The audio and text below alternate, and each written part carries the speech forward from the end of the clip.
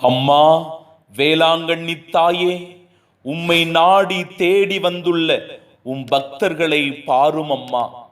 எத்தனையோ விண்ணப்பங்களை எங்கள் மனதில் சுமந்து பாத யாத்திரையாக திருப்பாதம் வந்துள்ளோம். எங்கள் குறைகளை தீரும் அம்மா, எங்கள் குற்றங்களை கழுவும் அம்மா, எங்கள் வேதனையை தீரும் அம்மா, எங்கள் சோதனையை போக்கும் அம்மா. உம்மை நம்பி வந்தவர்கள் கைவிடப்பட்டதாக சொல்ல இந்த உலகில் நாங்கள் கேள்விப்பட்டதில்லை தாயே. ஆரோக்கிய மாதாவே, அருள் புரியும். எங்களுக்காகவும் திருமகன் இயேசுவிடம் தொடர்ந்து பரிந்து பேசும் அம்மா. ஆமென்.